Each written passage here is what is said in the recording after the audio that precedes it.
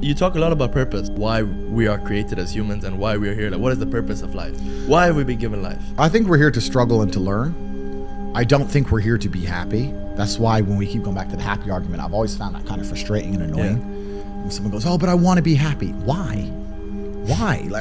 Why do you want to sit there and laugh like you were happy your entire childhood? That's your happy days. You're allowed to be happy as a kid. Finished. It's all over now, right? You're a man. You have responsibilities. I think we're here to do important things, and important things are going to be difficult, and they're going to be hard, and you're going to get frustrated. But that's what gives you purpose. I think we're here to struggle. I think we're here to endure pain. Yeah. I think we're here to just see how hard we are to kill. I think that going through terrible things and living through them and coming out the other side is one of the most fantastic things about being human. I think that it's almost like once you understand what life is really about, there's no emotion which isn't enjoyable.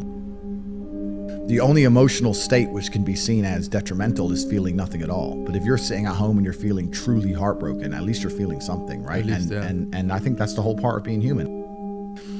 I think we're here to struggle. I think we're here to go through pain. I wake up each day and go, what can I attack? What problem can I solve?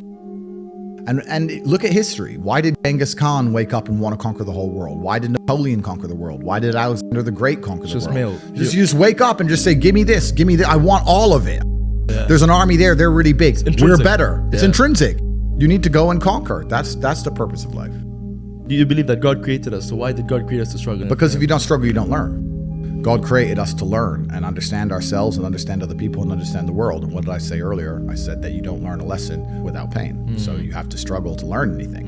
There's only two ways to learn things, the hard way or the harder way. If you're smart, you can learn the hard way. But in my experience, 99% of the planet only learn the hardest possible way. If you want to feel happy inside of yourself and you want to feel content and you want to feel stable inside of yourself, you need to live true to God. And I'm not saying you can't drink a little bit of alcohol or not party or not have a little bit of fun, but you have to be a good person.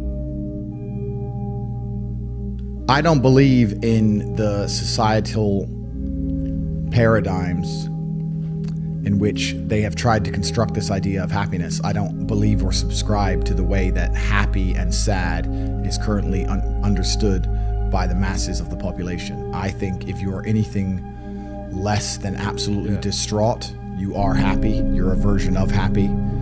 It's like saying gray is a version of black, right? No matter how light the gray is, you can still call it a version of black. And unless you've gone through an event, which hopefully doesn't happen too often, like the passing of a family member or something that's truly destructive and detrimental to your mindset, besides these events, which hopefully only happen a few times in your life, you should be happy. If you're not crying or paralyzed in silence due to the absolute magnitude of a detrimental circumstance or the absolute magnitude of a negative event, then you are a version of happy. So I am always happy is the short answer. I don't believe in not being happy. I don't believe in not saying to myself I'm happy. I'm always a version of happy. And this idea of chasing happiness and always being concerned and preoccupied with how happy you are is actually the biggest mistake that a lot of people make, I think, in the world today. Especially men who wake up and go, oh, I don't really feel happy, so I need to get happier. And that's how they end up down a hedonistic path of drugs or alcohol or gambling, chasing pleasure. I don't care how I feel. I don't care if I feel happy or sad. It doesn't really affect what I do each day. I do the exact same things. I act the exact same way. I don't care. I don't put weight to the significance of the emotion. So I always consider myself a happy person, but if I woke up and I was slightly less happy one day than another, it wouldn't affect anything I do and I wouldn't put any relevance to it. I'm human and that's life. So yeah, am I any happier now that I have hundreds of millions of dollars than before I was broke? Not really, but I was never unhappy. I'm the same state that I was then, that I am now. I have work to do and I will do it. It's as simple as that. Well, also, there's no light without dark, and there's no joy without pain. You can't have a rainbow without a little rain. No matter how hard you chase pleasure and happiness, there's going to be dips and troughs in between. There's going to be come downs and downtrends, and you're going to have the juxtaposition between that time you were laughing your head off and acting giddish like a child, and the time that you feel depressed as such. And I think it's much better to just adopt a very disciplined, stoic mindset. I'm always the same base level of happy regardless. If I lost all of my money today, I would be the same happy.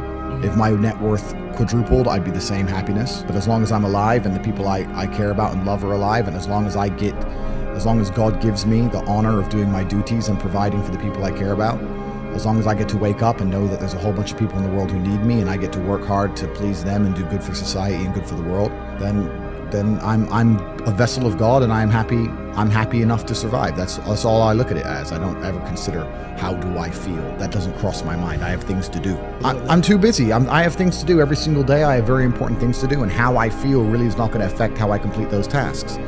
And when I speak to men, they say I'm unhappy or I need to be happier. I think that's absolutely the wrong frame of life. You're a man, you have duty, you have honor, you have things you should be doing regardless of how you feel. And the people who are perma-obsessed with happiness or sadness, I just think it's the wrong paradigm to view the lens of life. I think you should get up and do what needs to be done.